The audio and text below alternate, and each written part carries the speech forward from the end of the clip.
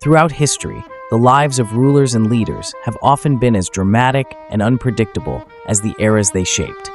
From emperors struck by lightning to kings who laughed themselves to death, the stories of how these powerful figures met their ends are as fascinating as they are bizarre.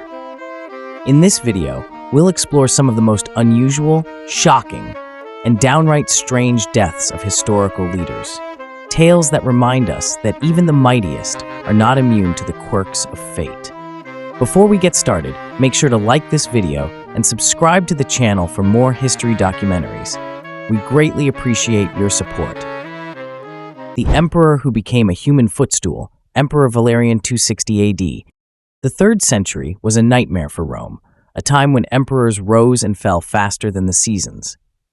Publius Licinius Valerianus, better known as Valerian, stepped into this maelstrom in the year 253.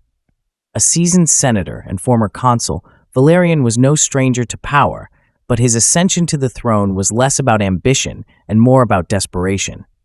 The empire was crumbling under the weight of barbarian invasions, economic collapse, and a plague that ravaged the population. Valerian, already in his 60s, was seen as a stabilizing force, a man who could restore order. But the gods, it seemed, had other plans. Valerian's reign began with promise. He appointed his son, Gallienus, as co-emperor to manage the west while he focused on the east, where the Persian Sassanid Empire loomed as a dire threat. Valerian's early efforts to stabilize the empire were commendable. He cracked down on corruption, bolstered the legions, and even launched a campaign to retake lost territories. But his decision to personally lead an army against the Persian king Shapur I would prove to be his undoing. In the year 259, Valerian marched into Mesopotamia, confident of victory. Instead, he walked into a trap. Near Edessa, Shapur's forces surrounded the Roman army. Cut off from supplies and decimated by disease, Valerian's troops were in no condition to fight. Desperate to save his men, Valerian sought a truce, but Shapur, known for his cunning and cruelty, had no intention of negotiating. When Valerian arrived at the Persian camp under a flag of peace, he was seized and taken prisoner. It was an unprecedented humiliation. A Roman emperor, the ruler of the civilized world, captured alive by a foreign power. What followed was a descent into infamy. Shapur, eager to humiliate Rome, turned Valerian into a living trophy. Ancient sources like Lactantius and the Res Gestae Divi Saporis claim Valerian was forced to kneel as Shapur used his back as a footstool to mount his horse. But the indignities didn't end there. According to legend, after years of captivity, Valerian was executed in a manner befitting his imperial status by being forced to swallow molten gold. The symbolism was brutal. The wealth of Rome, the very thing Valerian had failed to protect, became the instrument of his death. Valerian's capture and death sent shockwaves through the empire. For the first time, Rome's invincibility was shattered, and the emperor's fate became a cautionary tale of hubris and failure. His son, Gallienus, struggled to hold the empire together, but the damage was done. Valerian's legacy is one of ignominy, a stark reminder that even the mightiest can fall, and that some fates are worse than death. The king who ate himself to death, Adolph Frederick of Sweden, 1771. In the annals of royal history, few monarchs are remembered for their appetites, but Adolph Frederick of Sweden is the exception. Born in 1714, Adolph Frederick was a man of modest talents, thrust into a role of immense responsibility. His path to the Swedish throne was less about ambition and more about geopolitical maneuvering. As a prince of the House of Holstein-Gottorp, he was chosen as heir to the Swedish crown in 1743, largely to appease Russia, which sought a friendly ruler in Stockholm. But Adolph Frederick's reign, which began in 1751, would be defined not by political triumphs, but by his inability to wield real power, and ultimately by his fatal love of food. Adolph Frederick's time as king was marked by the peculiarities of Sweden's Age of Liberty, a period when the monarchy's power was severely curtailed by the Riksdag, the Swedish parliament. The king was little more than a figurehead, his every move scrutinized and constrained by political factions. While his wife, Queen Louisa Ulrika, schemed to restore absolute monarchy, Adolf Frederick found solace in simpler pleasures. He was a man of gentle temperament, fond of music, art, and, above all, fine dining. His court became known for its lavish banquets, where the king indulged his passion for food with unbridled enthusiasm. But it was on February 12, 1771, that Adolf Frederick's love of food took a tragic turn. The day began innocently enough, with a hearty meal of lobster, caviar, sauerkraut, and smoked herring, washed down with copious amounts of champagne. But it was dessert, or rather, desserts, that sealed his fate. The king, known for his sweet tooth, proceeded to consume 14 servings of semla, a traditional Swedish pastry filled with cream and almond paste. These were followed by heaping portions of other sweets, all washed down with more champagne. By the end of the meal, Adolf Frederick was visibly unwell. The king's gluttony proved fatal. Within hours, he was struck by severe digestive distress, likely a combination of indigestion and a heart attack. By evening, Adolf Frederick was dead at the age of 60. His demise was met with a mix of shock and morbid fascination. The press dubbed him the king who ate himself to death, and his passing became a cautionary tale about the perils of excess. Adolf Frederick's legacy is a peculiar one. He is remembered not for his political achievements, there were none to speak of, but for his tragicomic end.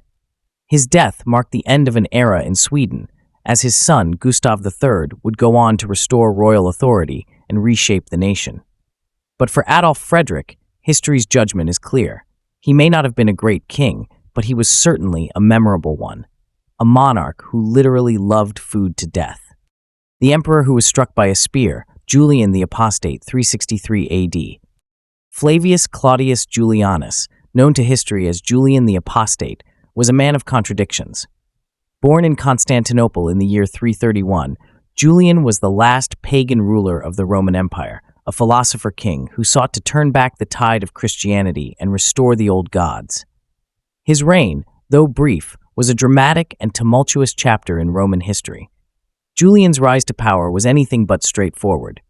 As a member of the Constantinian dynasty, he was raised in the shadow of his cousin, Emperor Constantius II, who viewed Julian with suspicion and kept him under close watch.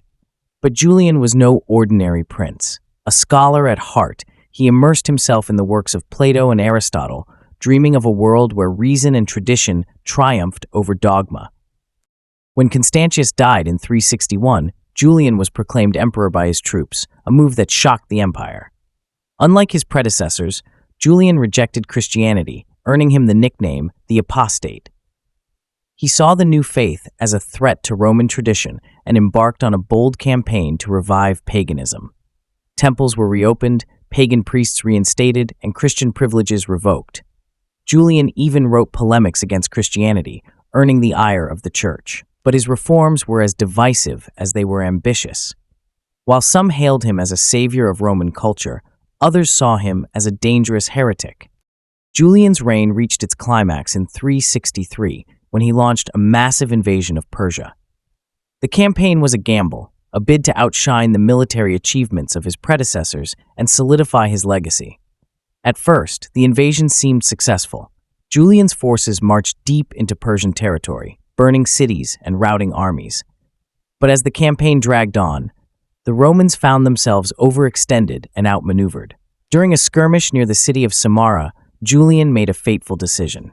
Eager to inspire his men, he charged into battle without his armor, a gesture of bravery that would prove fatal. As the fighting raged, a spear struck Julian in the abdomen, piercing his liver. The wound was catastrophic. According to the historian Ammianus Marcellinus, Julian was carried to his tent, where he lingered in agony. In his final moments, he reportedly uttered cryptic words, some say a curse against Christ, blaming the Christians for his death. Others claim he lamented the futility of his ambitions, declaring, "You have won, Galilean." Whether these words were genuine or later embellished by Christian chroniclers, they cemented Julian's reputation as a tragic figure, a man who fought against the inevitable tide of history. Julian's death marked the end of paganism's last stand. His successor, Jovian, quickly reversed his policies, restoring Christianity as the empire's dominant faith. Julian's legacy is a complex one. To some, he was a hero, a philosopher king who dared to challenge the rise of Christianity. To others, he was a misguided zealot, a man whose dreams of revival were doomed from the start. But one thing is certain, Julian the Apostate's life and death remain a fascinating and poignant chapter in the story of Rome. The emperor who met his end in a latrine, Elagabalus 222 AD. In the pantheon of Roman emperors, few figures are as infamous as Elagabalus. Born Varius Avitus Bassianus in the year 204, he became emperor at the tender age of 14, thrust into power by the machinations of his grandmother, Julia Maesa. His reign, which began in 218, was a whirlwind of scandal, excess, and religious fervor that shocked even the jaded citizens of Rome. Elagabalus was not just an emperor. He was a high priest of the Syrian sun god Elagabalus, a deity he worshipped with fanatical devotion. From the moment he ascended the throne, it was clear that his rule would be anything but ordinary. Elagabalus's reign was marked by a series of audacious and often bizarre decisions. He shocked Rome by marrying a Vestal virgin, a sacrilegious act that defied centuries of tradition. He replaced Jupiter, king of the Roman gods, with Elagabalus as the chief deity of the empire, even building a lavish temple on the Palatine Hill to honor his god. His court became a spectacle of decadence, filled with exotic rituals, lavish banquets, and rumors of sexual impropriety. Elagabalus himself was said to have flouted gender norms, dressing in elaborate costumes, and reportedly offering vast sums to any physician who could give him female anatomy. His behavior alienated the Senate, the military, and the people, who saw him as a foreigner imposing his alien customs on Rome. But it was Elagabalus's erratic and often cruel behavior that sealed his fate. He elevated low-born individuals to positions of power, insulted the Praetorian Guard by appointing unworthy commanders, and reportedly executed anyone who displeased him. His grandmother, Julia Maesa, who had orchestrated his rise, soon realized that her grandson was a liability. She began to groom her other grandson, Alexander Severus, as a replacement. The Praetorian Guard, long disillusioned with Elagabalus, saw an opportunity to restore order. In March of 222, tensions came to a head. Elagabalus, sensing the growing threat, attempted to have Alexander killed. But the plot backfired. The Praetorian Guard, loyal to Alexander, turned on Elagabalus. The young emperor fled to the palace Latrine, hoping to hide from his assassins. It was there, in the most ignoble of places, that he was found and brutally murdered. His body, along with that of his mother, was dragged through the streets of Rome and dumped into the Tiber River, a final humiliation for the boy who had once been the most powerful man in the empire. Elagabalus's death marked the end of one of the most tumultuous reigns in Roman history. His successor, Alexander Severus, sought to restore stability, but the shadow of Elagabalus lingered. To this day, he is remembered as a symbol of excess and decadence, a cautionary tale of what happens when power is wielded without wisdom or restraint. His life was a spectacle, and his death, in a latrine of all places, was a fittingly grotesque end for an emperor who defied every convention. The emperor who fell to a feast, Claudius 54 AD. Claudius, the unlikely emperor of Rome, was a man who defied expectations at every turn. Born in 10 BC as Tiberius Claudius Drusus, he was the grandson of Mark Antony and the nephew of Emperor Tiberius. Yet, for much of his early life, Claudius was dismissed as a bumbling fool. Afflicted by a limp, a stammer, and a reputation for absent-mindedness, he was seen as an embarrassment to the imperial family. While his relatives schemed and ruled, Claudius devoted himself to scholarship, writing histories of Rome and Etruria. But fate had other plans for him. When his nephew, the mad Emperor Caligula, was assassinated in 41 AD, the Praetorian Guard discovered Claudius hiding behind a curtain and declared him emperor. Against all odds, the man once written off as a fool became one of Rome's most capable rulers. Claudius's reign was marked by surprising competence and ambition. He expanded the empire, conquering Britain in 43 AD, a feat even Julius Caesar had failed to accomplish. He reformed the legal system, improved infrastructure, and championed the rights of ordinary citizens. Yet, for all his successes, Claudius was a man plagued by personal tragedy. His marriages were fraught with betrayal, and his court was a hotbed of intrigue. His fourth wife, Agrippina the Younger, was particularly ambitious. A cunning and ruthless woman, Agrippina saw Claudius as a stepping stone to power for her son Nero. It was Agrippina who orchestrated Claudius's downfall. On October 13th, 54 AD, the emperor attended a feast at the palace. Among the dishes served were mushrooms, a delicacy Claudius adored. Unbeknownst to him, the mushrooms had been laced with poison. According to the historian Tacitus, Claudius fell violently ill shortly after eating them. But the poison, perhaps weakened or poorly administered, failed to kill him outright. Desperate to finish the job, Agrippina enlisted the help of the emperor's physician, Xenophon. Under the guise of helping Claudius vomit, Xenophon inserted a feather dipped in poison down the emperor's throat. This second dose proved fatal. Claudius, the scholar emperor who had defied expectations, was dead at the age of 63. The aftermath of Claudius's death was swift and calculated. Agrippina ensured that her son, Nero, was proclaimed emperor, and Claudius was deified in a grand public ceremony. But the truth of his death soon became an open secret. The man who had survived the cutthroat politics of the Julio-Claudian dynasty ultimately fell victim to the very family he had tried to lead. Claudius's legacy is a complex one. He was an emperor who overcame ridicule to achieve greatness, yet his reign ended in betrayal. His death, at the hands of his wife and physician, remains one of history's infamous poisonings, a grim reminder that even the most powerful are not immune to the treachery of those closest to them. The pharaoh struck by a hippo, Pharaoh Menes, circa 3100 BC. Pharaoh Menes stands at the dawn of Egyptian history, a figure shrouded in myth and legend. Often credited as the first pharaoh to unite Upper and Lower Egypt, Menes is a symbol of the birth of one of the world's greatest civilizations. According to tradition, he founded the city of Memphis, established the first dynasty, and ushered in an era of prosperity and cultural flourishing. Yet for all his achievements, Menes's death is as enigmatic as his life, a tale that blends history with the fantastical, leaving us to wonder where fact ends and legend begins. The story of Menes begins in the shadowy period of Egypt's early dynastic era, around 3100 BC. Before his reign, Egypt was divided into two kingdoms, Upper Egypt, with its capital at Nekhen, and Lower Egypt, centered around Buto. Menes, a ruler from Upper Egypt, is said to have conquered the north, uniting the two lands under a single crown. To commemorate this achievement, he wore the double crown of Egypt, a symbol of unity that would endure for millennia. Menes' reign marked the beginning of recorded Egyptian history, a time when writing, monumental architecture, and centralized governance began to take shape. But Menes was more than just a conqueror. He was a visionary who understood the importance of symbolism and ceremony. By founding Memphis at the strategic junction of Upper and Lower Egypt, he created a capital that would serve as the political and cultural heart of the kingdom for centuries. His reign laid the groundwork for the pharaonic tradition, establishing the divine authority of the king as the intermediary between the gods and the people.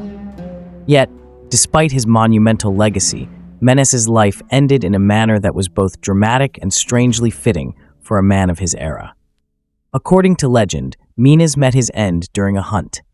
Hippopotamuses, though revered in some Egyptian religious contexts, were also seen as dangerous symbols of chaos. Hunting them was a test of a king's strength and courage, a way to demonstrate his ability to maintain order over the forces of disorder. Menes, ever the bold leader, embarked on such a hunt. But the hunt took a tragic turn when a hippopotamus attacked him. The massive creature, known for its strength and ferocity, struck the pharaoh with fatal force.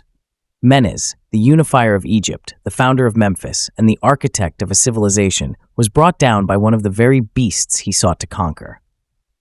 The story of Menes' death is likely more symbolic than factual, a myth meant to convey the precarious balance between order and chaos in the ancient Egyptian worldview. Yet, it endures as a powerful reminder of the fragility of even the greatest leaders. Menes' legacy, however, is anything but fragile. His unification of Egypt set the stage for 3,000 years of pharaonic rule, a testament to the enduring power of his vision. Menes's life and death are a blend of history and myth, a tale that captures the imagination and invites us to ponder the mysteries of Egypt's dawn. Whether he truly fell to a hippopotamus or not, his story remains a cornerstone of one of the world's most fascinating civilizations. The Crusader king crushed to death, King Fulk of Jerusalem, 1143 AD. King Fulk of Jerusalem, a man whose life was defined by ambition, intrigue, and the clash of empires, met an end so absurd it seems almost fictional. Born in the late 11th century, Fulk was a member of the House of Anjou, a powerful dynasty in medieval France. Before he became king, he was already a seasoned ruler, having served as Count of Anjou for over 2 decades. But Fulk's ambitions stretched far beyond the borders of his homeland. In 1129, he married Melisende, the heiress to the Kingdom of Jerusalem, and through this union, he became co-ruler of one of the most volatile and prestigious realms in the medieval world. Fulk's reign in Jerusalem was marked by both triumph and turmoil. The kingdom, a fragile Crusader state surrounded by Muslim powers, required a leader who could balance diplomacy with military prowess. Fulk, a veteran of countless battles, proved himself a capable ruler. He fortified key cities, expanded the kingdom's borders, and navigated the treacherous politics of the Crusader nobility.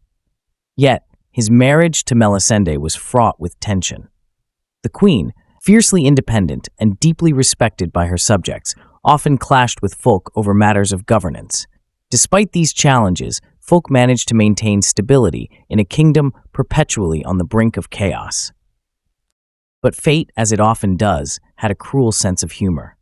In the autumn of 1143, Fulk embarked on a hunting expedition near Acre, a pastime beloved by medieval nobility. Hunting was more than a sport. It was a display of skill, courage, and dominance over nature. Fulk, ever the warrior king, rode with confidence, his eyes fixed on the thrill of the chase. But as his horse galloped across the uneven terrain, it stumbled, not over a fallen log or a rocky outcrop, but over a molehill. The horse fell, and Fulk was thrown from his saddle. The weight of the horse and the force of the fall crushed him, leaving the king mortally wounded. The irony of Fulk's death was not lost on his contemporaries. A man who had faced the might of Muslim armies and the intrigues of Crusader politics was brought down by one of the smallest creatures on earth.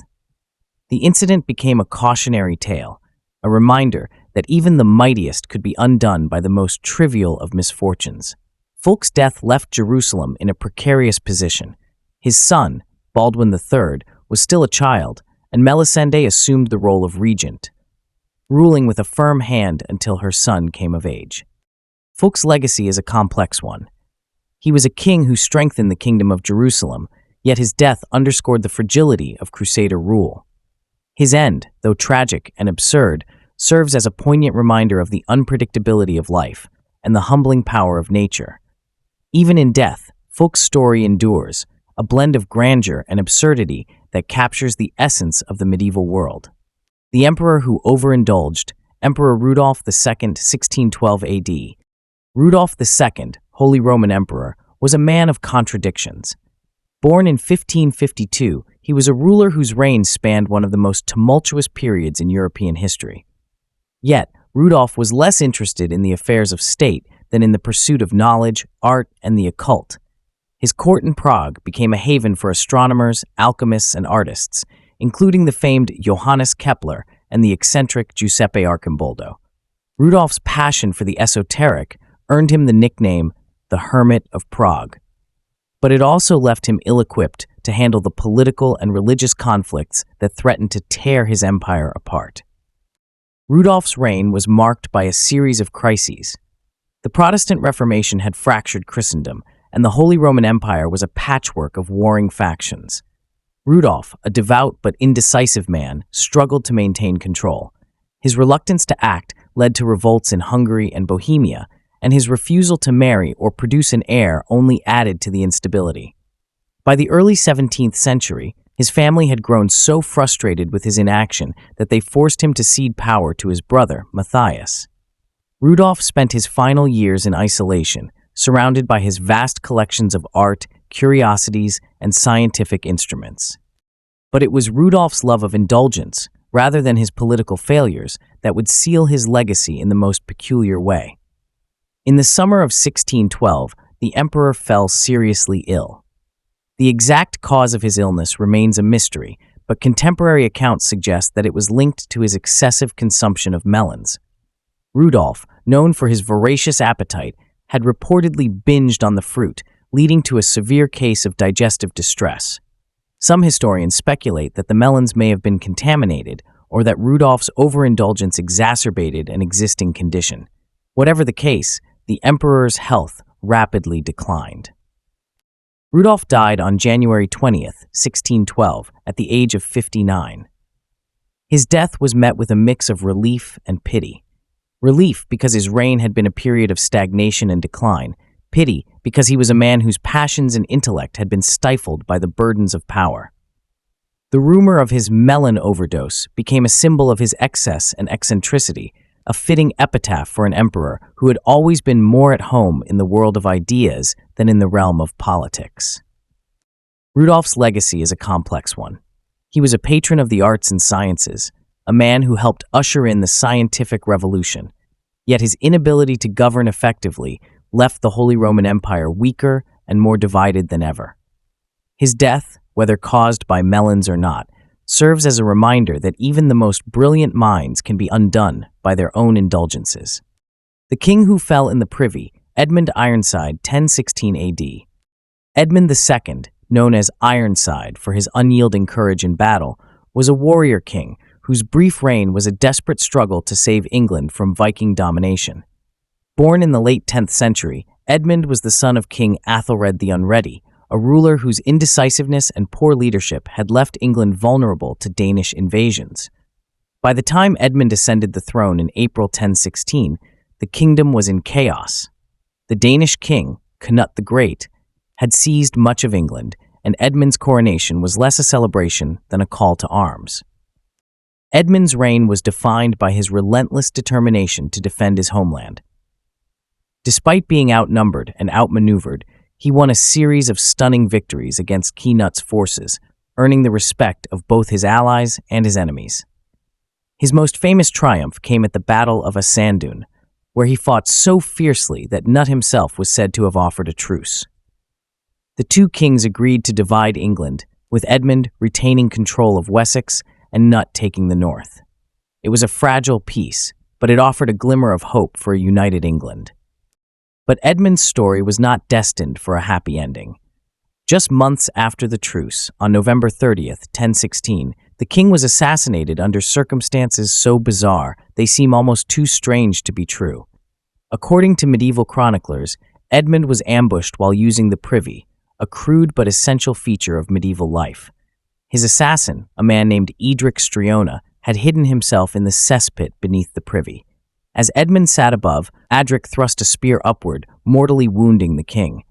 The act was as cowardly as it was grotesque, a fitting betrayal for a man who had spent his life betraying others.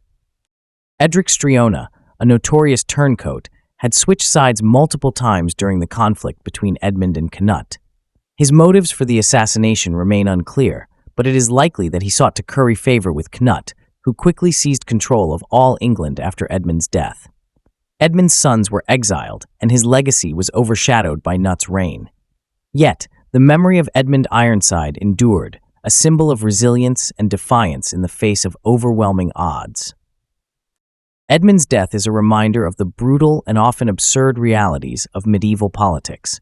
A king who had faced down armies and rallied his people was brought low, not in battle, but in the most humiliating of settings. His story is a testament to the unpredictability of history, where even the mightiest can fall to the most ignoble of fates. The king who danced to his death, Alexander Jagiellon, 1506 AD. Alexander Jagiellon, the Grand Duke of Lithuania and King of Poland, was a man whose reign was as much about personal tragedy as it was about political struggle. Born in 1461, Alexander was the fourth son of Casimir IV, a ruler whose vast empire stretched from the Baltic Sea to the Black Sea. Unlike his ambitious brothers, Alexander was not groomed for greatness. He was a quiet, unassuming man, more interested in the arts and culture than in the cutthroat world of politics. Yet, fate would thrust him into a role he never sought, and his reign would be marked by both fleeting joy and profound sorrow. Alexander's path to the throne was anything but straightforward. When his brother, John Albert, died in 1501, Alexander was elected King of Poland and Grand Duke of Lithuania. His reign began at a time of great turmoil. The Polish-Lithuanian Commonwealth was under threat from the rising power of Muscovy, and internal conflicts between the nobility and the monarchy weakened the kingdom. Alexander, a reluctant ruler, struggled to assert his authority. His marriage to Helena of Moscow, intended to secure peace with Muscovy, only deepened the divisions within his court. Helena, a devout Orthodox Christian, faced hostility from the Catholic Polish nobility, and Alexander's attempts to mediate often ended in failure. But it was Alexander's second marriage that would lead to his untimely demise. In 1506, he wed Barbara Zapolia, a Hungarian noblewoman, in a lavish ceremony in Krakow. The wedding was a rare moment of celebration in Alexander's troubled reign. The feast that followed was a grand affair, filled with music, dancing, and revelry. Alexander, perhaps seeking a brief escape from the burdens of kingship, threw himself into the festivities with uncharacteristic abandon. He danced for hours, his joy infectious, his energy seemingly boundless. But the king's body could not withstand the strain. As the night wore on, Alexander collapsed, overcome by exhaustion and what some historians believe was a heart attack. He was carried to his chambers, where he died shortly after. The man who had spent his life in the shadow of greater men, who had ruled a kingdom he never truly wanted, had met his end in a moment of fleeting happiness. Alexander's death left Poland and Lithuania in a very precarious position. His brother, Sigismund I, succeeded him, ushering in a new era of Jagiellon rule. But Alexander's legacy is a poignant one. He was a king who found joy in the simple pleasures of life, only to have that joy cut tragically short. His death, at his own wedding feast, is a reminder that even in moments of celebration, fate can deal the cruelest of blows. The king who rushed to his end, Charles VIII of France, 1498 AD. Charles VIII of France, a monarch whose reign was as ambitious as it was ill-fated, met an end that was both bizarre and tragically fitting. Born in 1470, Charles inherited the throne at the age of 13, following the death of his father, Louis XI. His early years were marked by regency and political intrigue, but by the time he came of age, Charles was determined to make his mark on history. His eyes were set on Italy, a land of wealth, culture, and opportunity. In 1494, he launched a massive invasion, crossing the Alps with an army that included the first mobile siege artillery in history. The Italian wars had begun, and Charles was at their forefront. Charles's campaign in Italy was a mix of triumph and folly. He swept through the peninsula, capturing Naples and declaring himself its king. But his success was short-lived. The Italian states, alarmed by his aggression, formed a coalition against him. Plague, supply shortages, and the brilliant tactics of Italian commanders forced Charles to retreat. By 1495, he was back in France, his dreams of Italian conquest in tatters. Yet, the experience left an indelible mark on him. Charles returned with a newfound appreciation for Italian art and culture, sparking the French Renaissance. But Charles's life was not destined for a peaceful or glorious conclusion. On April 7, 1498, the king was at the Château d'Amboise, his favorite residence. An avid sportsman, Charles was passionate about jeu de paume, an early form of tennis. That day, he was eagerly rushing to watch a match in the castle's courtyard.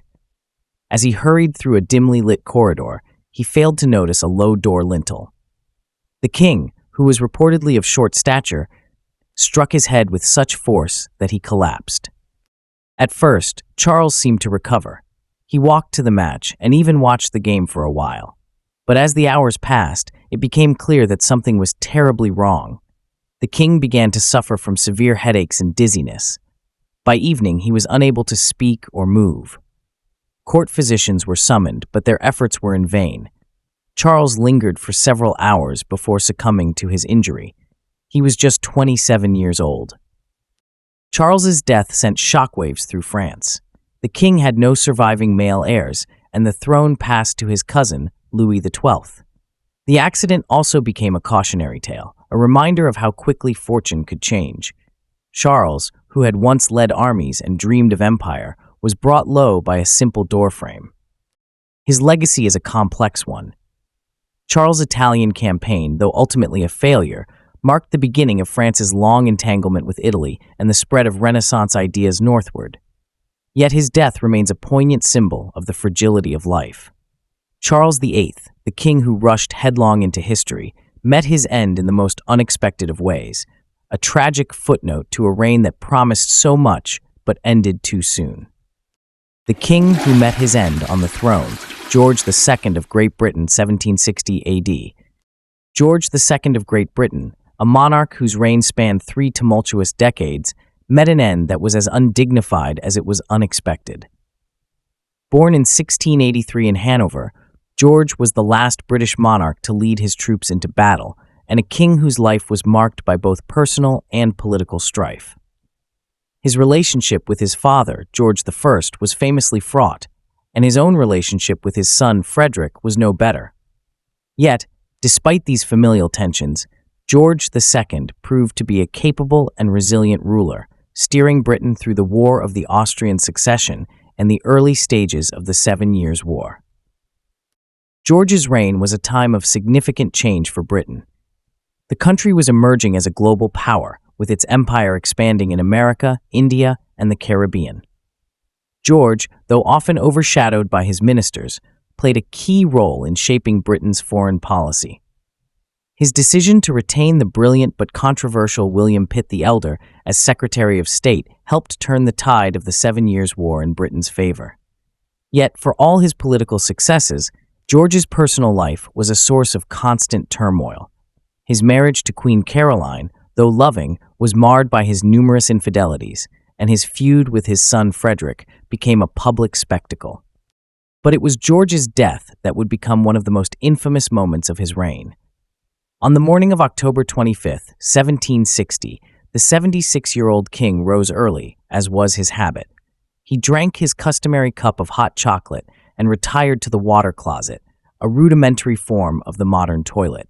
There, while straining during his morning routine, George suffered an aortic aneurysm. The king cried out for help, but by the time his servants reached him, he was already dead. The irony of George's death was not lost on his contemporaries. A king who had once led cavalry charges at the Battle of Dettingen and who had ruled one of the most powerful nations on earth met his end in the most mundane of settings. The incident became the subject of both ridicule and reflection, a reminder that even kings are mortal and that death often comes when least expected. George's legacy is a mixed one. He was a king who helped lay the foundations of Britain's global empire, yet his reign was also marked by personal failings and family strife. His death, though undignified, did little to tarnish his achievements. If anything, it humanized him, showing that even the most powerful are subject to the same vulnerabilities as everyone else. Deadly Nosebleed, Attila the Hun, 53 AD. Attila the Hun, the fearsome warrior king whose very name struck terror into the hearts of Romans and barbarians alike, met an end as dramatic and unexpected as his life.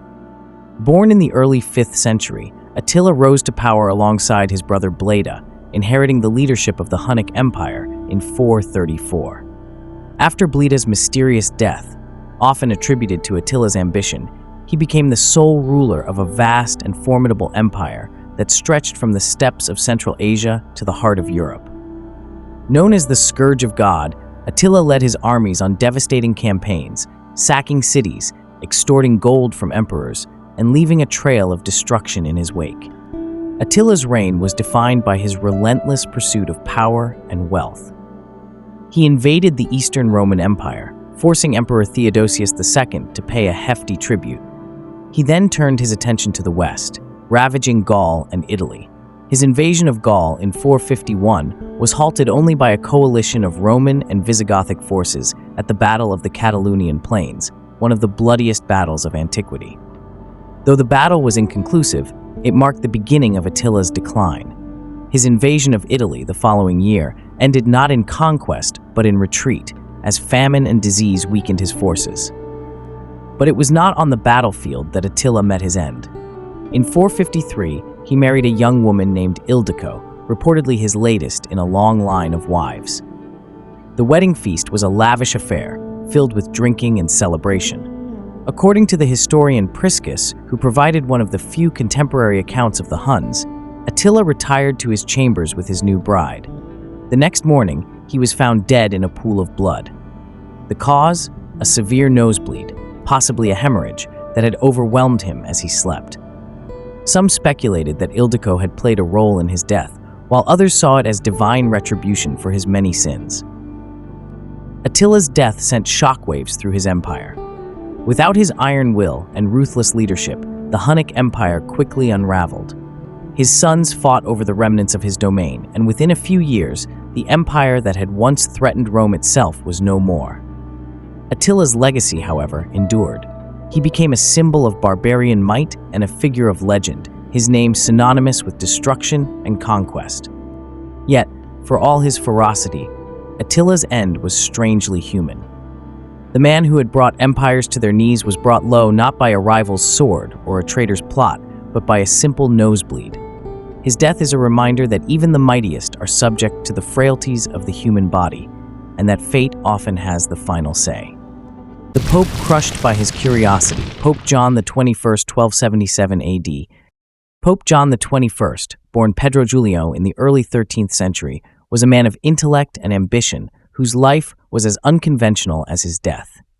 A native of Portugal, Pedro was a polymath, a physician, philosopher, and theologian whose writings on medicine and logic earned him widespread acclaim. His rise to the papacy in 1276 was as unexpected as it was unprecedented. At a time when the Catholic Church was embroiled in political and theological conflicts, Pedro was seen as a compromise candidate, a scholar who could bring reason and stability to the Holy See.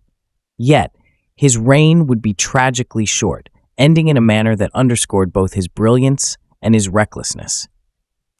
As Pope, John XXI sought to reform the Church and reconcile its divisions. He was deeply involved in the theological debates of his time, particularly the controversy over the works of Aristotle and their compatibility with Christian doctrine. But John was not content to limit himself to theology. He was a man of science, fascinated by the natural world and eager to push the boundaries of knowledge.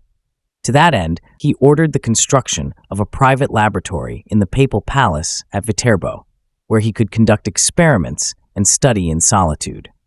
It was this laboratory that would prove to be his undoing. In May 1277, while working late into the night, John was caught in a catastrophic accident. The roof of his laboratory, poorly constructed and unable to bear the weight of the heavy stone ceiling, collapsed without warning. The Pope was buried under the rubble, his body crushed by the very structure he had built in pursuit of knowledge. Rescuers worked frantically to free him, but the injuries he sustained were too severe.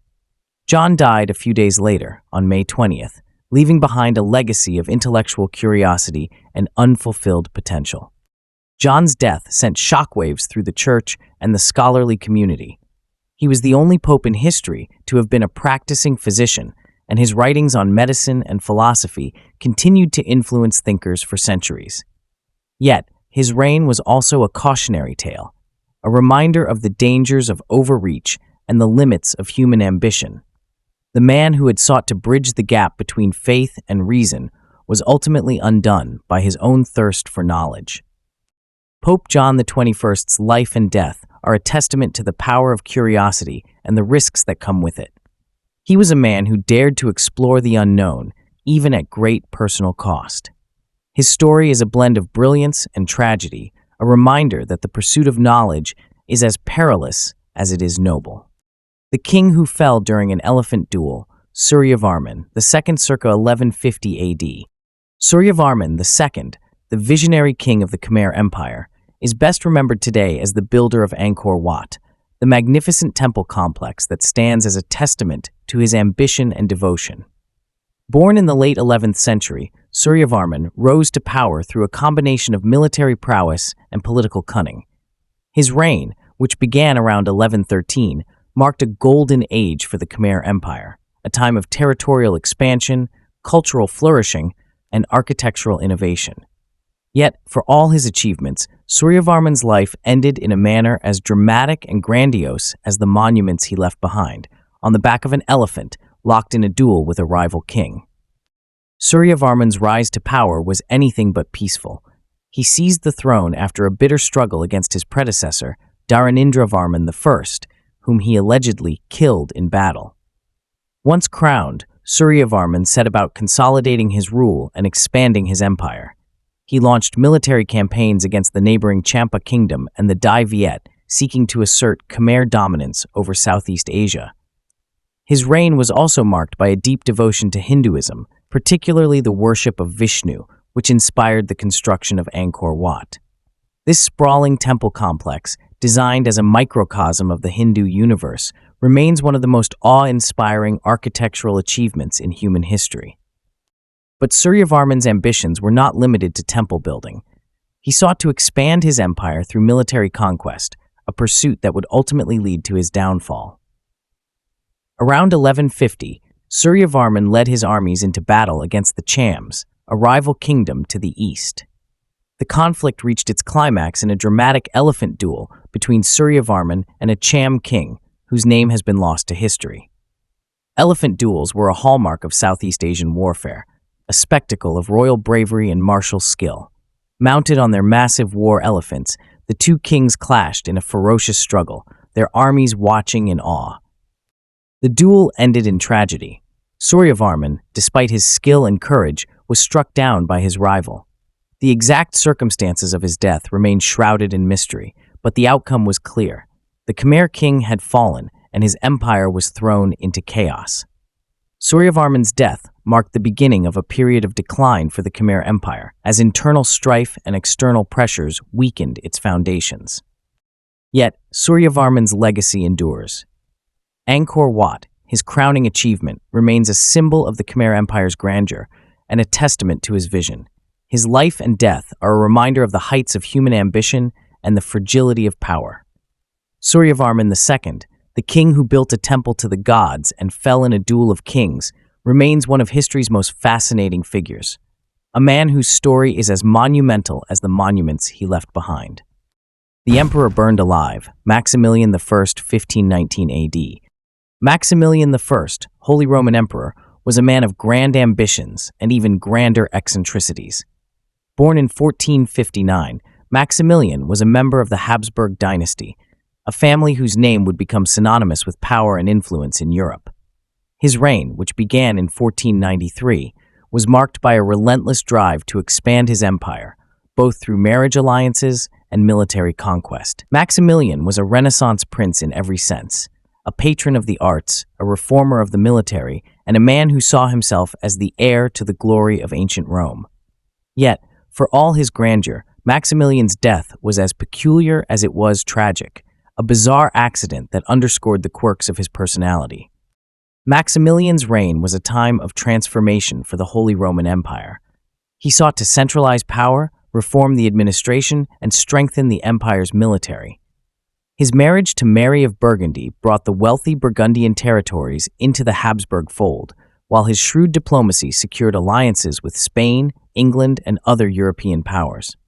Maximilian was also a pioneer in the use of propaganda, commissioning woodcuts, poems, and even an autobiographical epic to glorify his reign. Yet, despite his successes, Maximilian's ambitions often outstripped his resources, leaving him perpetually in debt and reliant on the support of the empire's fractious princes. But it was Maximilian's love of pageantry and his fascination with armor that would lead to his untimely end. The emperor was known for his elaborate suits of armor, which were not only functional, but also works of art. He often wore armor adorned with intricate engravings, gilded decorations, and even false beards made of metal. These beards, a symbol of virility and authority, were a hallmark of Maximilian's personal style. In early 1519, while overseeing the smelting of metal for a new set of armor, disaster struck. A spark from the furnace ignited the decorative beard on one of his suits of armor. The flames spread quickly, engulfing the emperor. Maximilian suffered severe burns in the accident. Though he initially seemed to recover, the injuries took a toll on his health. On January 12, 1519, the emperor died at the age of 59. His death marked the end of an era, and his grandson, Charles V, inherited an empire that stretched across Europe and the New World. Maximilian's legacy is a complex one. He was a visionary who sought to modernize the Holy Roman Empire, yet his ambitions often led to overreach. His death, though tragic, is a reminder of the eccentricities that defined his life. The emperor who wore metal beards and dreamed of eternal glory was ultimately undone by the very symbols of his power. The emperor who was buried alive, Emperor Zeno 491 AD. Zeno, the Byzantine emperor whose reign was as tumultuous as it was transformative, met an end that remains one of history's most chilling mysteries. Born as Tarassus in Isauria, a rugged region of Asia Minor, Zeno rose to power through a combination of military skill and political maneuvering. His reign, which began in 474, was marked by religious strife, barbarian invasions, and court intrigues. Yet despite these challenges, Zeno managed to hold the Eastern Roman Empire together, leaving a legacy that would shape the Byzantine world for centuries. But it is his death, or rather, the circumstances surrounding it, that has captured the imagination of historians and storytellers alike. Zeno's rise to the throne was anything but straightforward. He first served as a general under Emperor Leo I, whose daughter, Ariadne, he married. When Leo died in 474, Zeno's young son, Leo II, was proclaimed emperor, with Zeno as co-emperor. Within months, however, Leo II died under suspicious circumstances, and Zeno became sole ruler. His reign was immediately challenged by rebellions, usurpers, and the growing power of the Ostrogoths. Zeno's most significant achievement was the resolution of the Acacian Schism, a theological dispute that had divided the Eastern and Western churches. Yet, his reign was also marked by cruelty and paranoia, as he purged his enemies and relied heavily on his Isaurian kinsmen for support. But it was Zeno's health that would ultimately lead to his downfall. The emperor suffered from epilepsy, a condition that caused him to collapse into seizures without warning. In April 491, Zeno was struck by a particularly severe fit. His attendants, believing him dead, prepared his body for burial and placed him in a sarcophagus. According to some accounts, Zeno regained consciousness while entombed, his cries for help muffled by the stone coffin. By the time his attendants realized their mistake, it was too late. The emperor had suffocated, a victim of his own condition and the haste of those around him. Zeno's death, whether accidental or the result of foul play, marked the end of a turbulent reign. His successor, Anastasius I, inherited an empire that was fragile but intact. Zeno's legacy, however, is a complicated one. He was a ruler who navigated the treacherous waters of Byzantine politics with skill and ruthlessness. Yet his death remains a haunting reminder of the fragility of power and the unpredictability of life. The story of Zeno's possible burial alive is a testament to the drama and intrigue of the Byzantine Empire. It is a tale that blurs the line between history and legend, a reminder that even the mightiest rulers are subject to the whims of fate. Zeno, the emperor who may have been buried alive, remains a figure of fascination, a man whose life was as extraordinary as his death was mysterious. The king trapped in a sewer, James I of Scotland, 1437 AD. James I of Scotland, a king whose reign was as transformative as it was tragic, met an end that was as dramatic as it was ignoble. Born in 1394, James spent the first 18 years of his life as a captive in England, a hostage of the English crown following his capture by pirates. His time in captivity, though a personal hardship, proved to be a formative experience. James received an excellent education and developed a deep appreciation for literature and governance, qualities that would define his reign. In 1424, after paying a hefty ransom, James returned to Scotland, determined to modernize his kingdom and assert royal authority over its fractious nobles. James' reign was marked by sweeping reforms and a relentless drive to centralize power. He curbed the influence of the nobility, reformed the legal system, and promoted trade and commerce. A poet as well as a king, James wrote The King is Quaere, a romantic allegory that remains one of the finest works of Middle Scots literature. Yet, for all his accomplishments, James' reforms made him enemies. His efforts to impose taxes and assert control over the nobility alienated many, particularly the powerful Earl of Athol, who saw James as a threat to his own ambitions. The simmering tensions came to a head in February 1437. While staying at the Blackfriars Monastery in Perth, James was warned of a plot against his life. Confident in his security, he dismissed the warnings. On the night of February 20th, a group of conspirators, led by Sir Robert Graham and supported by the Earl of Athol, stormed the monastery. James, realizing the danger, attempted to escape through a sewer tunnel that led to the nearby priory. But the conspirators had anticipated his move. They blocked the tunnel's exit and, in a macabre twist, fired a cannon into the narrow passage. Trapped and unable to flee, James was brutally murdered, his body riddled with wounds. The king's death sent shockwaves through Scotland. His wife, Queen Joan, managed to escape with their young son, the future James II, but the kingdom was thrown into chaos.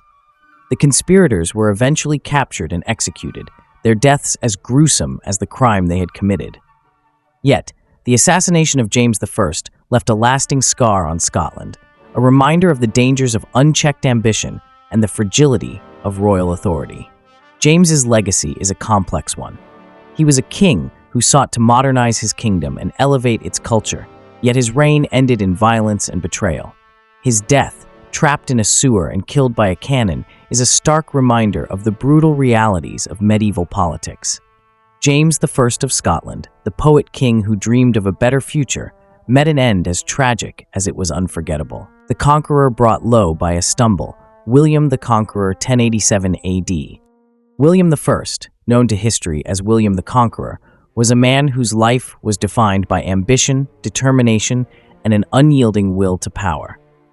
Born in 1028 as the illegitimate son of Robert I, Duke of Normandy, William overcame the stigma of his birth to become one of the most formidable rulers of the medieval world.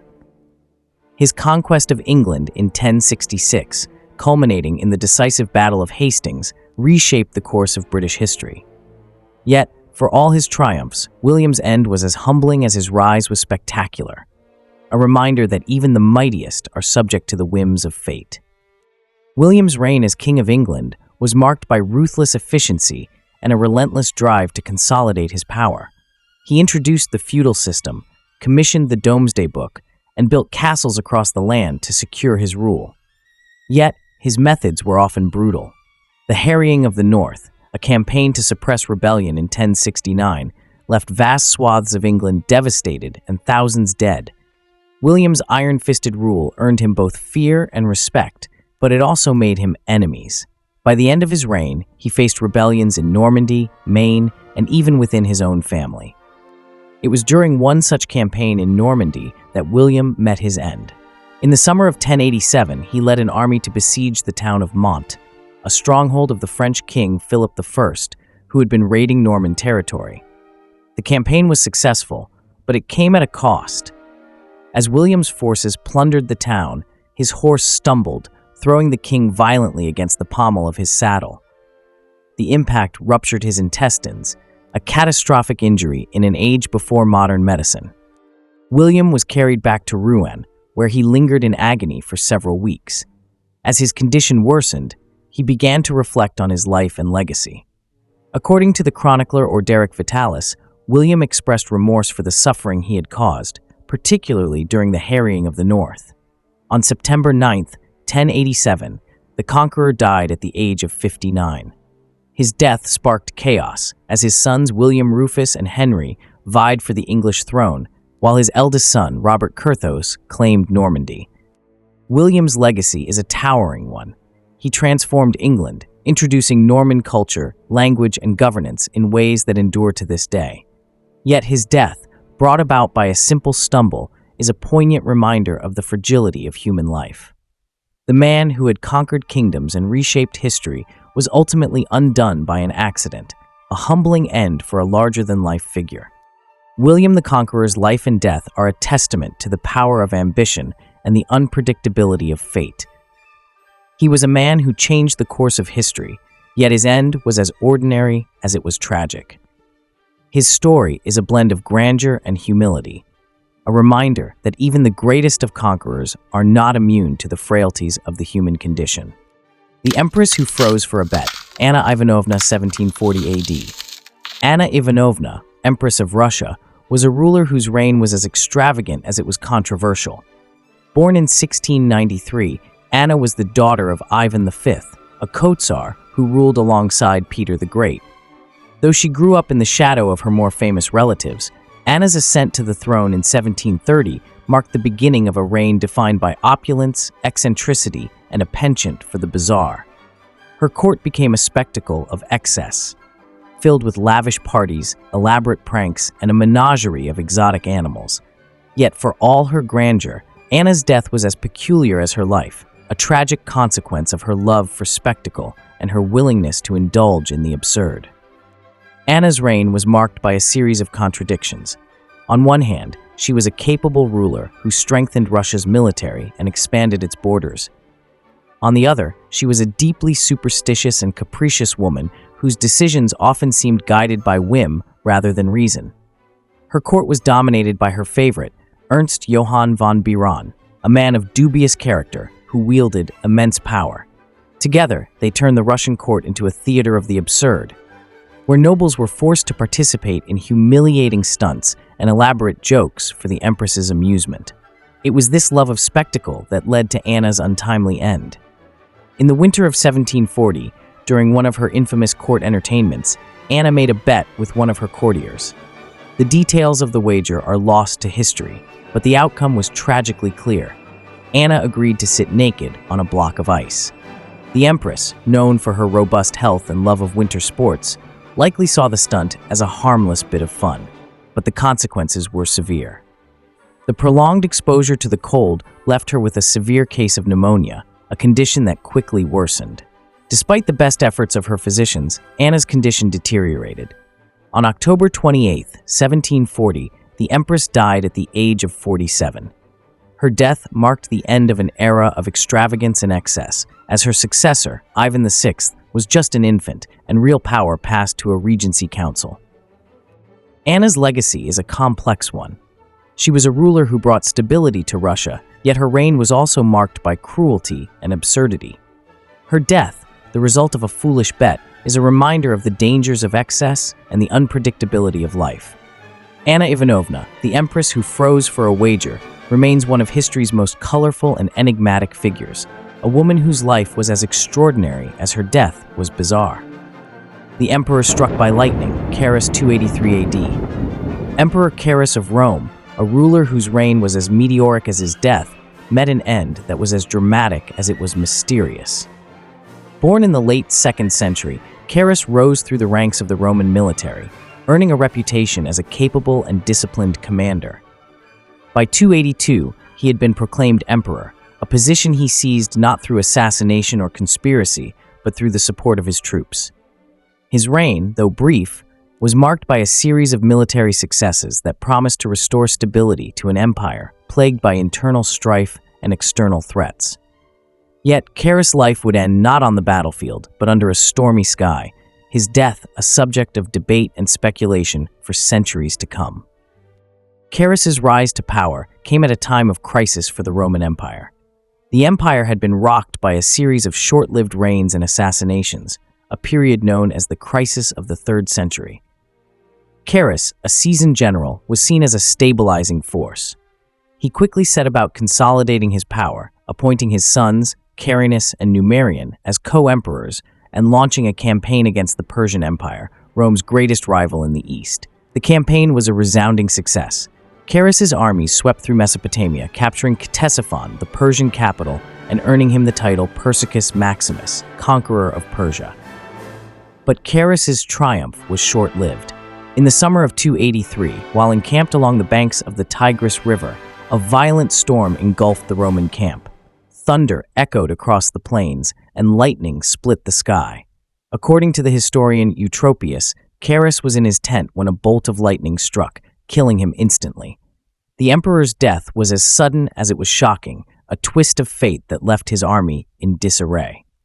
The circumstances of Carus's death sparked debate even among ancient historians. Some, like Eutropius, saw the lightning strike as an act of divine wrath, a punishment for Carus's ambition in overreaching into Persian territory. Others, more skeptical, attributed his death to natural causes, a tragic accident in the midst of a storm. Whatever the truth, Carus's death marked the end of a promising reign. His sons, Carinus and Numerian, inherited an empire they were ill-equipped to manage. Numerian died mysteriously on the march back to Rome, while Carinus was killed in battle within 2 years. The story of Emperor Carus is a reminder of the unpredictability of life and the fragility of power. He was a man who sought to restore glory to Rome, only to be struck down by forces beyond his control.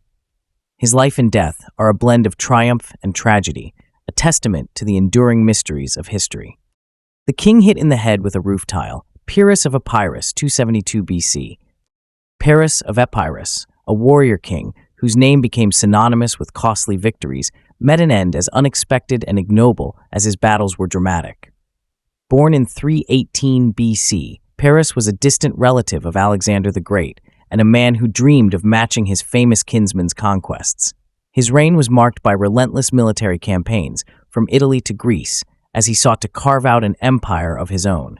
Yet, for all his ambition and skill, Pyrrhus's life would end not in the glory of battle, but in the chaos of a street fight, his death as ironic as it was tragic. Pyrrhus's early years were shaped by the turbulent politics of the Hellenistic world.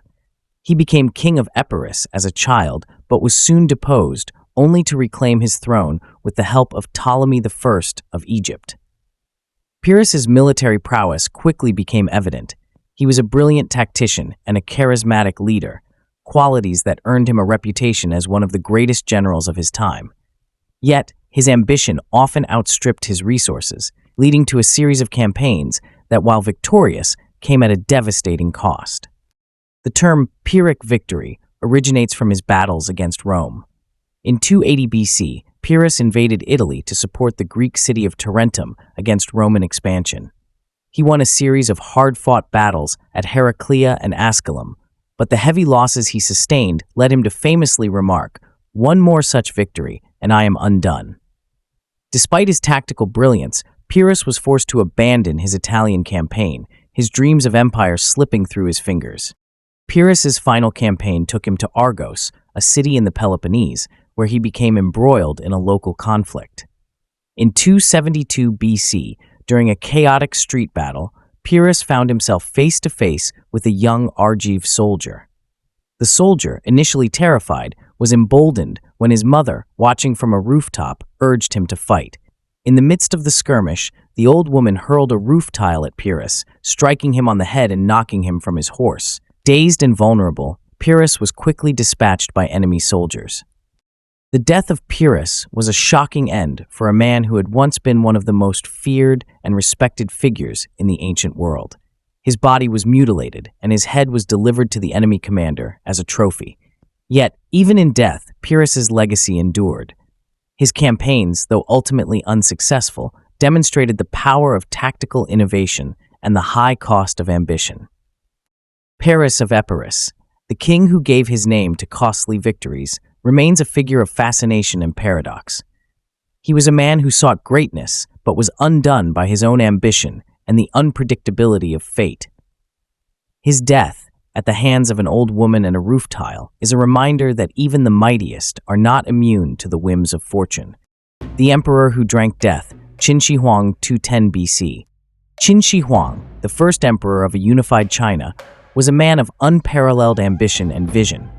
Born in 259 BC as Ying Zheng, he ascended to the throne of the Qin state at the age of 13 and spent the next 2 decades conquering rival states, culminating in the unification of China in 221 BC. His reign marked the beginning of Imperial China, a legacy that would endure for over 2 millennia. Qin Shi Huang was a revolutionary ruler, standardizing weights, measures, and currency, and initiating monumental projects like the Great Wall and the Terracotta Army. Yet, for all his achievements, his quest for immortality would lead to his downfall, his death as ironic as it was tragic. Qin Shi Huang's reign was defined by his relentless drive to centralize power and impose order. He abolished feudalism, replacing it with a centralized bureaucracy, and implemented strict legalist policies to maintain control. His vision extended beyond the political realm. He sought to unify Chinese culture, standardizing the written script and promoting infrastructure projects that connected the vast empire. Yet, his methods were often brutal. The emperor's paranoia led to purges and executions, and his heavy-handed policies earned him both fear and resentment. As Qin Shi Huang aged, his obsession with immortality grew. He dispatched expeditions to find the mythical Penglai Mountain, home to the immortals, and employed alchemists to create elixirs that would grant him eternal life.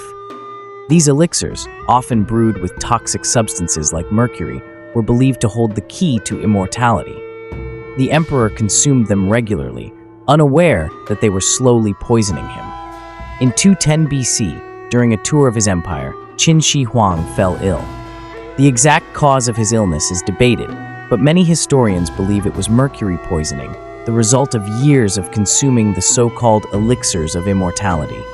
The emperor's condition worsened rapidly, and he died on September 10, 210 BC, at the age of 49. His death was kept secret by his advisors, who feared the empire would descend into chaos without a clear successor. The aftermath of Qin Shi Huang's death was as dramatic as his life. His advisors concealed his body and continued to issue decrees in his name, even as his corpse began to decompose. When the truth was finally revealed, the empire erupted into rebellion, leading to the fall of the Qin dynasty and the rise of the Han. Qin Shi Huang's legacy is a complex one. He was a visionary who unified China and laid the foundations for its imperial system, yet his reign was also marked by tyranny and excess. His death, the result of his quest for immortality, is a poignant reminder of the limits of human ambition. The emperor who sought to conquer death was ultimately undone by his own hubris. Qin Shi Huang's life and death are a testament to the power of ambition and the dangers of obsession. He was a man who changed the course of history, yet his end was as human as it was tragic. His story is a blend of grandeur and folly, a reminder that even the greatest of rulers are not immune to the frailties of the human condition. The king blown apart by his own cannon, James II of Scotland, 1460 AD. James II of Scotland, a king whose reign was as fiery as his end, met a death that was as sudden as it was spectacular. Born in 1430, James ascended to the throne at the age of 6 following the assassination of his father, James I. His early years were marked by regency and political intrigue, but by the time he came of age, James had grown into a determined and ambitious ruler. His reign was defined by his efforts to consolidate royal authority and assert control over Scotland's fractious nobility. Yet, for all his successes, James's life would end in a moment of tragic irony. His death, a stark reminder of the dangers of warfare and the unpredictability of fate. James's reign was a time of significant change for Scotland. He sought to curb the power of the nobility, particularly the Douglas family, whose influence threatened the stability of the crown. In 1452, James personally stabbed William Douglas, the 8th Earl of Douglas, during a heated confrontation at Stirling Castle. The act, though brutal, demonstrated James's determination to assert his authority. His reign also saw the introduction of artillery to Scottish warfare, a technological advancement that would play a pivotal role in his final campaign. In 1460, James turned his attention to Roxburgh Castle, a stronghold held by the English. The castle, a symbol of English dominance in the Scottish borders, had long been a thorn in Scotland's side. James, determined to reclaim it, launched a siege in the summer of that year. The campaign was a showcase of the king's military prowess and his embrace of new technology. James brought with him a formidable array of cannons, including a massive bombard known as the Lion, which he personally oversaw. But it was this very weapon that would prove to be his undoing. On August 3, 1460, as James stood near the cannon, it exploded without warning. The king was struck by shrapnel and killed instantly. The explosion was so powerful that it reportedly left James' body unrecognizable, a grim end for a king who had sought to modernize his army and secure his kingdom. James's death sent shockwaves through Scotland. His son, James III, was just 9 years old, and the kingdom was once again thrust into a period of regency and uncertainty. Yet, James' legacy endured. His efforts to centralize power and modernize the military laid the groundwork for future Scottish kings. The story of James II is one of ambition, innovation, and tragedy. He was a king who sought to strengthen his kingdom and assert his authority, yet his life was cut short by the very technology he championed. His death, blown apart by his own cannon, is a haunting reminder of the dangers of warfare and the fragility of life. The king who chased too far, Louis III, 882 AD. Louis III of France, a king whose reign was as brief as it was eventful, met an end that was as absurd as it was tragic. Born in 863, Louis was the eldest son of King Louis II, known as the Stammerer. Alongside his brother Carloman, Louis inherited the West Frankish kingdom in 879, a realm fractured by Viking invasions and noble rivalries. His reign was marked by military successes and a determination to defend his kingdom. But it was his youthful exuberance and a moment of reckless abandon that would ultimately lead to his untimely death. Louis's early years as king were defined by his efforts to repel Viking raids, a constant threat to the stability of West Francia. In 881, he achieved a significant victory at the Battle of Saucourt-en-Vimeu, where his forces routed a Viking army. The battle was celebrated in the Ludwigslied, an old High German poem that praised Louis as a heroic defender of Christendom. Yet, for all his military prowess, Louis was still a young man, prone to the impulsiveness and recklessness of youth. It was this impulsiveness that led to his downfall. In the summer of 882, Louis was staying at Saint-Denis, near Paris, when he spotted a young woman who caught his eye. According to the chronicler Regino of Prume, Louis, eager to impress her, mounted his horse and gave chase. The woman, perhaps alarmed by the king's attention, fled into a building. Louis, determined not to lose sight of her, rode after her at full speed. In his haste, he failed to notice the low door frame. His head struck the lintel with such force that he was thrown from his horse. The impact left Louis with severe injuries. He was carried to his chambers, where he lingered for several days before succumbing to his wounds on August 5, 882. He was just 19 years old. Louis's death was a shock to his kingdom. His brother Carloman, who had ruled alongside him, became the sole ruler of West Francia. Yet, Louis's legacy endured. His victory at Saucourt-en-Vimeu and his efforts to defend his kingdom against the Vikings earned him a place in the annals of Frankish history. The story of Louis III is one of youthful ambition and tragic folly. He was a king who sought to prove himself on the battlefield and in the pursuit of love, yet his life was cut short by a moment of carelessness. His death, the result of a reckless chase and a low doorframe, is a reminder that even the mightiest are not immune to the consequences of their actions. The king who vanished, Sebastian, King of Portugal, 1578 AD. Sebastian, King of Portugal, a king whose life was as enigmatic as his disappearance, remains one of history's most haunting figures. Born in 1554, Sebastian ascended to the throne at the age of 3, following the death of his grandfather, John III. His reign, marked by fervent religious zeal and a longing for martial glory, would end in mystery and tragedy, leaving behind a legacy of myth and longing that would captivate Portugal for centuries. From a young age, Sebastian was groomed for kingship, but his upbringing was steeped in piety and a sense of divine mission. He was a devout Catholic, raised in the shadow of the Counter-Reformation, and he saw himself as a crusader destined to defend Christendom. This sense of destiny would shape his reign and ultimately lead to his downfall. By the time he reached adulthood, Sebastian was obsessed with the idea of launching a holy war against the Muslim rulers of North Africa, a campaign he believed would secure his place in history. In 1578, Sebastian's dream became a reality. He assembled a vast army, funded by the Portuguese treasury and bolstered by mercenaries and allies, and set sail for Morocco. His target was the Sultanate of Morocco, then ruled by the Saadi dynasty. Sebastian's campaign was driven by a mix of religious fervor and youthful ambition, but it was also marked by poor planning and overconfidence.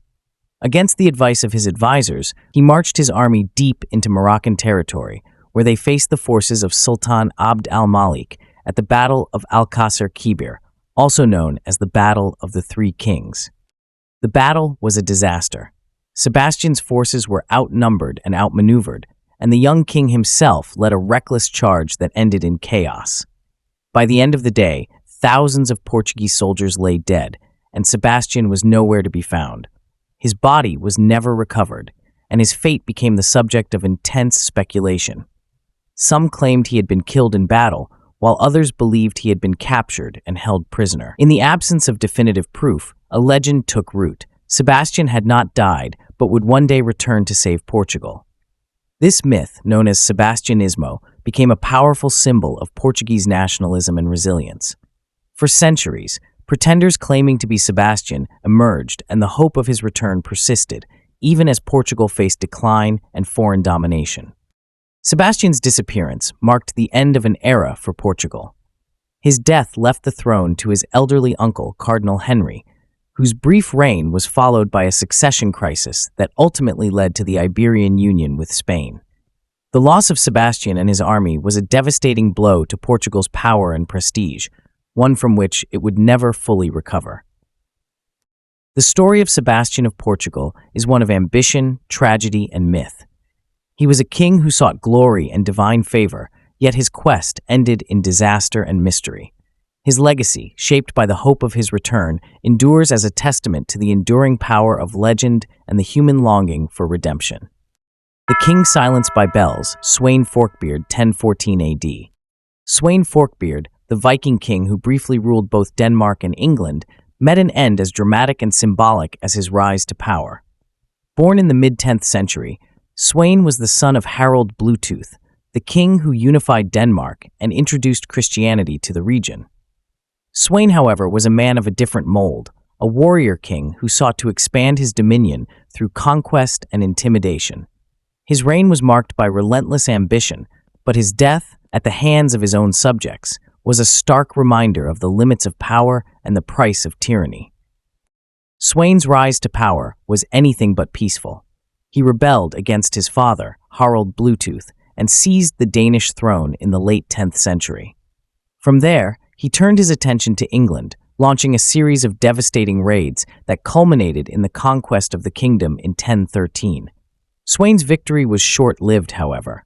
His rule was marked by harsh measures and heavy taxation, which quickly alienated the English populace. In early 1014, just weeks after being crowned King of England, Sweyn faced a revolt. The exact circumstances of his death are shrouded in legend, but one account stands out. Sweyn was killed by his own subjects, who allegedly beat him to death with church bells. The story, though likely apocryphal, is rich in symbolism. Sweyn, a man who had spent much of his life raiding and pillaging churches, was ultimately silenced by the very institutions he had sought to destroy. Sweyn's death marked the end of his brief reign in England.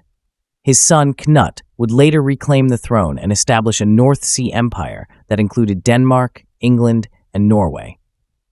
Yet Sweyn's legacy is a complex one. He was a king who achieved remarkable success through sheer force of will, yet his reign was also marked by brutality and oppression. The story of Sweyn Forkbeard is one of ambition, conquest, and retribution. He was a man who sought to build an empire, yet his life ended in a moment of poetic justice. His death, whether by bells or other means, is a reminder that even the mightiest rulers are not immune to the consequences of their actions. The Tsar who fell at the chessboard, Ivan the Terrible, 1584 AD.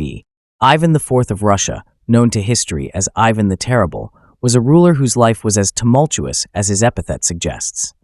Born in 1530, Ivan became the first Tsar of Russia at the age of 16, inheriting a fragmented and struggling realm. His reign, which lasted nearly 5 decades, was marked by sweeping reforms, brutal repression, and a descent into paranoia and violence. Ivan's legacy is one of contradictions, a man who modernized Russia but also plunged it into terror. His death, as dramatic as his life, came suddenly in the midst of a chess game, leaving behind a kingdom on the brink of chaos. Ivan's early years as Tsar were marked by ambition and innovation. He centralized power, reformed the legal code, and expanded Russia's borders through military conquest. His reign saw the creation of the Oprichnina, a state within a state that Ivan used to crush his enemies and consolidate his authority. Yet, as Ivan aged, his rule became increasingly erratic. The death of his beloved wife Anastasia in 1560 is often cited as a turning point. Ivan, consumed by grief and suspicion, lashed out at those around him, including his own son, whom he killed in a fit of rage in 1581. By the end of his reign, Ivan was a shadow of his former self. His health, undermined by years of stress and indulgence, was failing. He suffered from chronic pain, likely caused by arthritis, and his mental state was increasingly unstable. In an attempt to alleviate his ailments, Ivan turned to medicines containing mercury, a common but toxic remedy of the time. Unbeknownst to him, these treatments were slowly poisoning his body. On March 18, 1584, Ivan was engaged in a game of chess with one of his closest advisors, Bogdan Belsky. As the game progressed, Ivan suddenly collapsed, clutching his chest. Some accounts suggest he suffered a stroke, while others point to mercury poisoning as the cause. Whatever the case, the Tsar's death was swift. He was 53 years old. Ivan's death left Russia in a precarious position.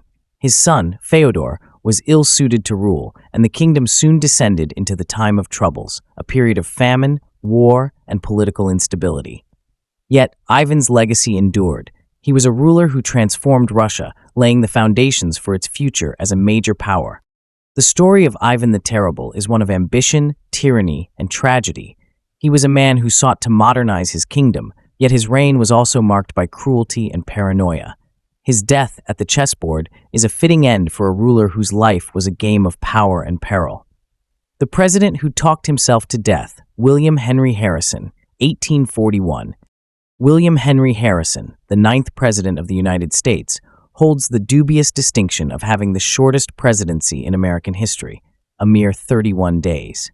His death, just a month after his inauguration, was as unexpected as it was tragic, and it remains one of the most peculiar episodes in the annals of U.S. presidential history.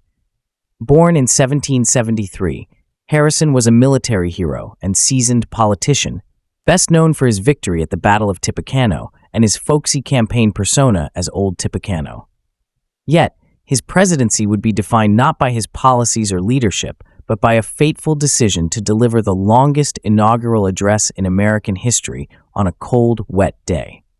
Harrison's rise to the presidency was the culmination of a long and varied career. He served as governor of the Indiana Territory, where he gained fame for his military exploits against Native American tribes, and later as a congressman and diplomat.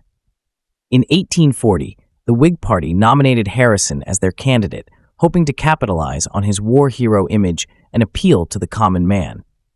The campaign, marked by slogans like Tippecanoe and Tyler too and log cabin symbolism, was a triumph of style over substance. Harrison, portrayed as a humble frontiersman despite his aristocratic background, defeated the incumbent, Martin Van Buren, in a landslide. On March 4, 1841, Harrison was inaugurated as president. Despite the cold and rainy weather, he chose to deliver his inaugural address without a hat, coat, or gloves. The speech, which he had labored over for weeks, lasted nearly 2 hours, a record that still stands. Harrison's decision to brave the elements and speak at length proved disastrous.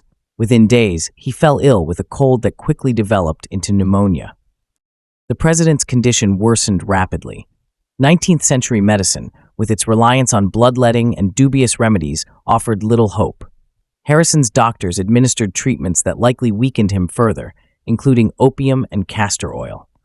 On April 4, 1841, just 1 month after his inauguration, William Henry Harrison died.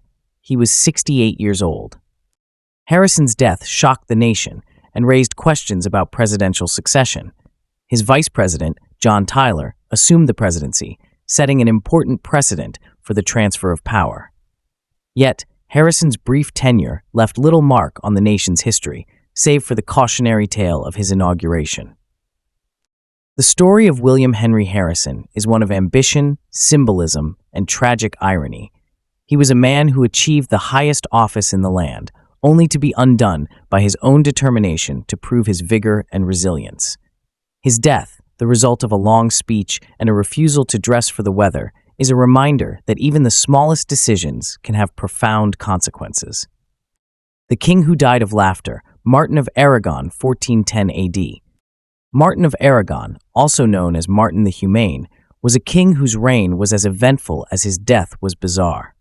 Born in 1356, Martin ruled over the crown of Aragon, a powerful medieval federation that included Catalonia, Valencia, and the Balearic Islands. His reign, which began in 1396, was marked by efforts to consolidate his kingdom and navigate the complex politics of the Mediterranean. Yet, for all his achievements, Martin is perhaps best remembered for his untimely and peculiar death, a fate that has secured his place in the annals of history as the king who laughed himself to death. Martin's reign was a time of relative stability and cultural flourishing. He was a patron of the arts and learning, and his court became a center of intellectual activity. Yet his later years were marred by personal tragedy and political challenges. His son and heir, Martin the Younger, died in 1409, leaving the king without a clear successor. The question of succession weighed heavily on Martin, and his health began to decline. It was in this context that Martin's final days unfolded. In May 1410, the king was staying at the monastery of Valdenzella near Barcelona. According to contemporary accounts, Martin was dining with his courtiers when one of them told a joke about a saint who had allegedly passed gas during a religious ceremony. The joke, though seemingly innocuous, struck Martin as uproariously funny.